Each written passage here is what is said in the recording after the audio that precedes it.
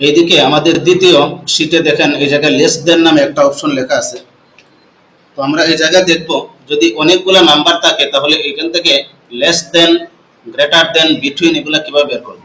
যেমন পরীক্ষার সময় অনেক ক্ষেত্রে আমাদেরকে চিহ্নিত করতে হয় যে কোন কোন নামের শেষে বা কোন কোন নাম্বারটা 30 এর নিচে আছে, 33 এর নিচে আছে, আমাদেরকে এগুলা সিলেকশন করতে হবে। তো এই কাজটা আমরা করব কিভাবে? এটা করার জন্য আমরা প্রথমে এইগুলা ধরব।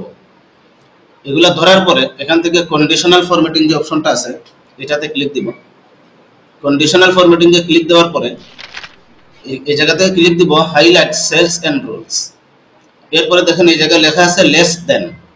তো আমরা এখান থেকে লেস দেন এ ক্লিক দিব।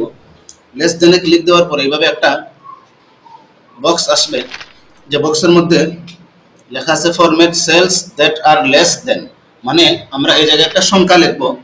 এই সংখ্যাটা লিখে যদি ওকে তে দেই তাহলে এই সংখ্যার নিচে যে সংখ্যাগুলো আছে এগুলা একটা কালার দ্বারা কি হয়ে যাবে, চিহ্নিত হয়ে যাবে।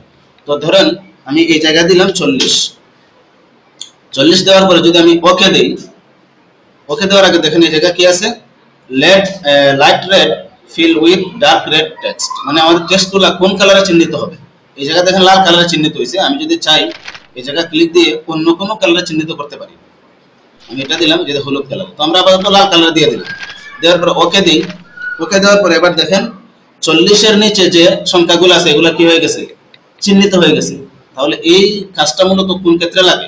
কেউ যখন ফলাফল শীট তৈরি করে তখন এই ক্ষেত্রে ফলাফল শীটের মধ্যে সবার আগে তার দেখতে হবে 33 এর নিচে কোনগুলো আছে। তাহলে আমরা এই লেস দেন দ্বারা কি করতে পারি, এটা বের করতে পারি।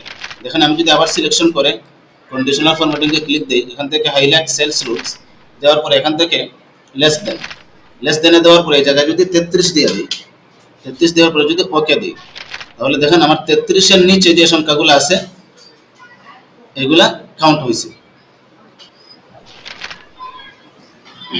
এরপরে যদি আমরা এইভাবে গ্রেটার দেন বের করতে চাই, এটাও পরীক্ষার ক্ষেত্রে লাগে। যেমন একজনে বললো যে কারা কারা 90 এর উপরে নাম্বার পাইছে, কোন বিষয়ে পাইছে, এগুলো সিলেকশন করতে চায়। তাহলে এই ক্ষেত্রে সে কি করবে, এই সংখ্যাগুলোকে সিলেকশন করবে। করার পরে এখান থেকে আবার ক্লিক দিবে কন্ডিশনাল ফরম্যাটিং। এখানে ক্লিক দেওয়ার পরে হাইলাইট সেলস রুলস এ ক্লিক দিবে।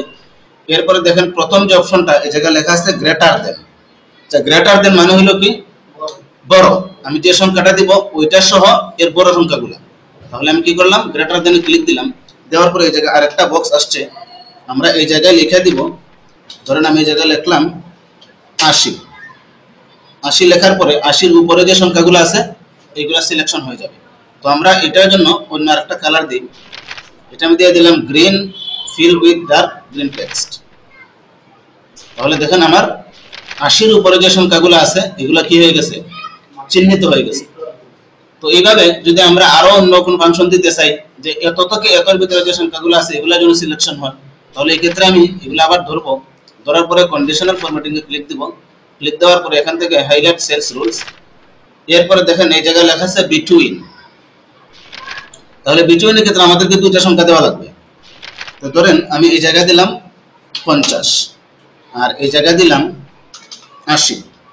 এর মানে হলো 50 এবং 80 ভিতরে যে সংখ্যাগুলো আছে এইগুলা যেন কি হয়ে যায়, একটা কালার দ্বারা চিহ্নিত হয়ে যায়।